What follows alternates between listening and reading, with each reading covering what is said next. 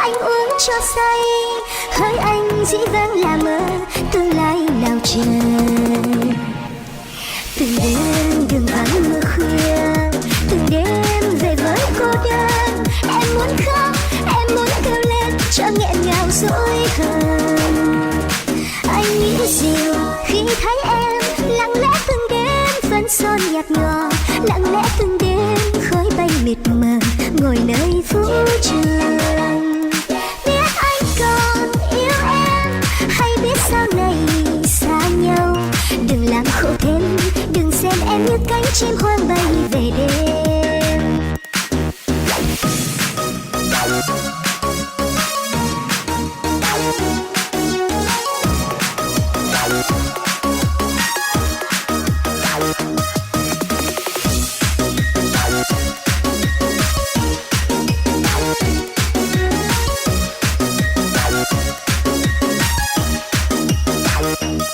Đêm vũ trường anh đón em, mình nép vào nhau dưới hoa đèn màu, mình lướt nhẹ theo tiếng ca ngọt ngào, nụ hôn đón chào.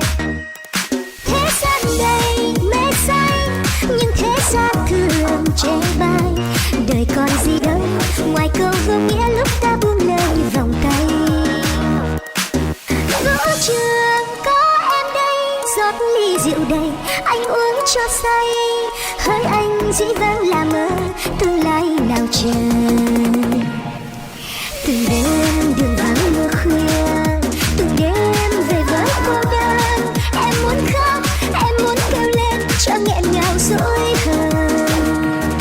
Anh nghĩ dịu khi thấy em lặng lẽ từng đêm phấn son nhạt nhòa, lặng lẽ từng đêm khói bay mịt mờ ngồi nơi vũ trường. Biết anh còn yêu em hay biết sau này xa nhau, đừng làm khổ thêm, đừng xem em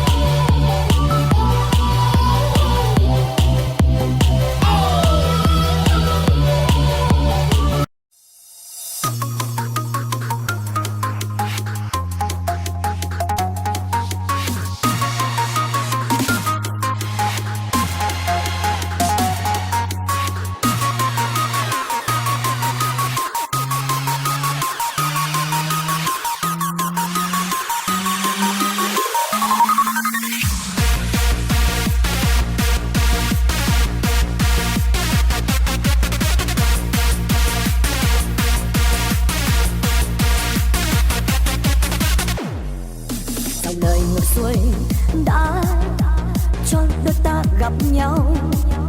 Tình ngỡ nên thơ nhưng lòng anh vẫn hàng mơ. Tình ấy có duyên chẳng nở, đành buông tay nhìn đời bơ vơ. Tan vỡ rồi cuộc tình đôi ta phải đành chia xa.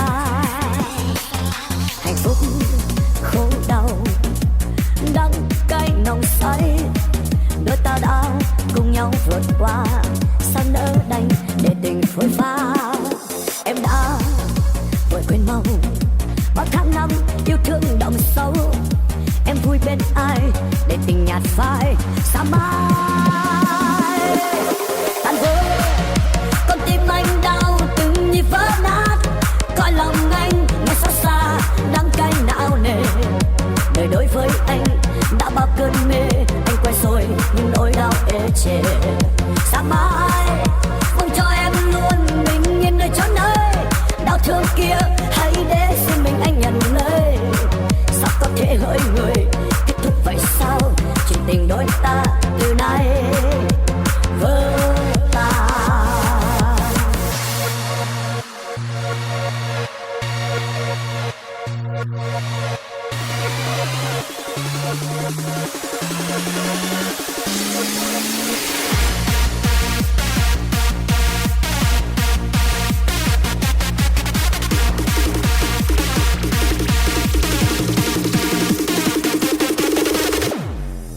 Hạnh phúc khổ đau đắng cay nồng say, đôi ta đã cùng nhau vượt qua. Sao nỡ đành để tình phôi pha. Em đã vội quên mau bao tháng năm yêu thương đậm sâu. Em vui bên ai để tình nhạt phai xa mãi. Tan vỡ con tim anh đau từng nhịp vỡ nát. Coi lòng anh nghe xót xa đắng cay não nề. Đời đối với anh đã bao cơn mê. Anh quay rồi nhưng nỗi đau ê chề. Xa mãi mong cho em luôn bình yên nơi chốn ấy. Đau thương kia hãy để riêng mình anh nhận lấy. Sao có thể hỡi người kết thúc vậy sao? Chuyện tình đôi ta từ nay vỡ tan. Dù cho em xa đi nhưng yêu thương kia sẽ mãi cùng anh ở lại. Sâu thẳm nơi đáy tim này như một chốn vĩnh hằng. Kết thúc một chuyện tình anh nhận lấy nỗi đau cho riêng mình. Dẫu tiếc nuối nhưng dằn lòng cố quên vì tình mình từ nay tan vỡ. Tan vỡ con tim anh đau từng nhịp vỡ nát. Coi lòng anh nghe xót xa đắng cay não nề. Đời đối với anh đã bao cơn mê. Anh quay rồi nhưng nỗi đau ê chề.